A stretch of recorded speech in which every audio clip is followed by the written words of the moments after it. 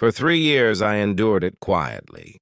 My wife's friend, always hovering at the edge of conversation, always offering little remarks that cut just below the surface, made a habit of reminding me subtly that I was invisible. At first, I told myself it didn't matter, that maybe I was overreacting. I smiled when she made the comments about my clothes, my jokes, my opinions. I laughed when she dismissed me in front of others. I told myself it was harmless teasing, but over time, those small moments accumulated like a slow drip, eroding my patience. I could feel the tension coil in my chest whenever she walked into the room.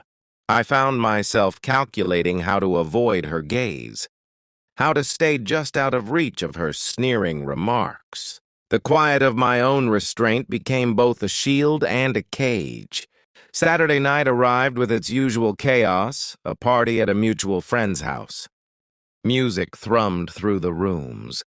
Laughter bounced off the walls, and for the first hour, I managed to stay mostly invisible. I moved through conversations carefully, nodding at jokes, laughing when necessary.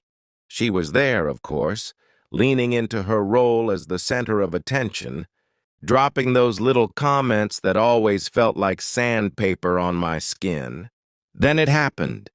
A joke or maybe a provocation tossed in my direction. She made a crack about my career, about my ambitions, my choices, the life I'd built, not loudly, not maliciously, but with that familiar undertone, I am superior, you are beneath me. I felt something shift inside. The long-suppressed resentment, the frustration of years, tightened like a spring ready to release. I didn't respond immediately. I didn't yell or storm away. I breathed, letting the silence stretch just enough to create weight. I let my eyes meet hers and held them. There was hesitation in that gaze. She wasn't used to confrontation.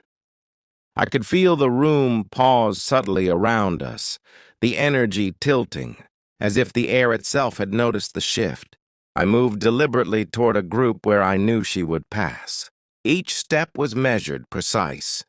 I joined a conversation, speaking with a calm authority I had never allowed myself before.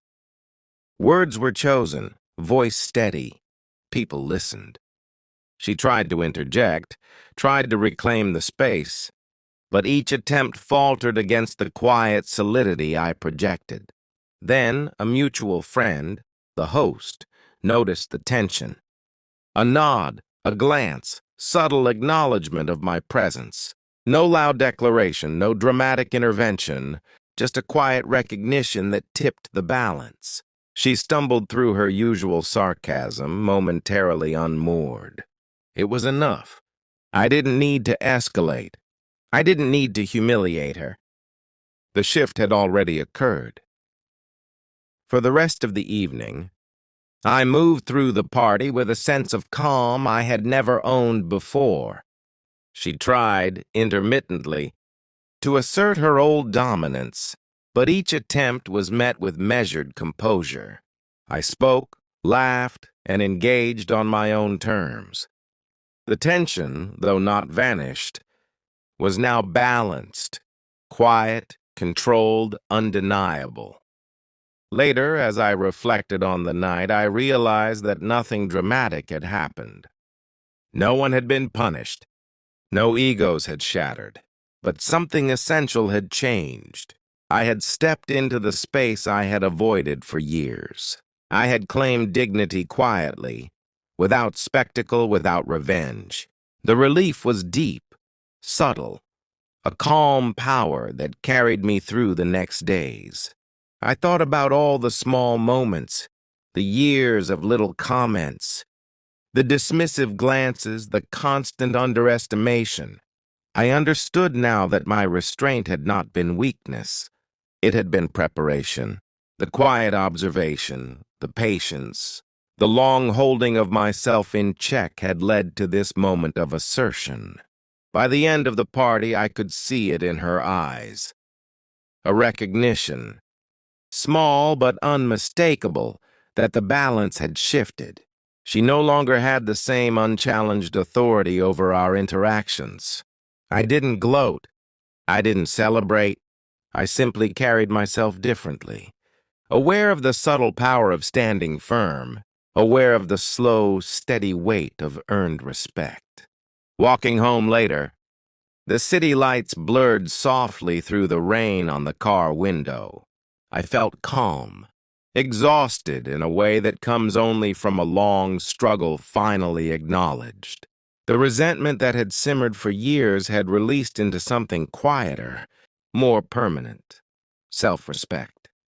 The shift was internal, personal, undeniable, and for the first time in a long time, I could breathe without tension, knowing that when the line was crossed, I had crossed it back in the most controlled, deliberate way possible. No loud victory, no dramatic punishment, just a quiet reclamation of myself, and that I realized was enough.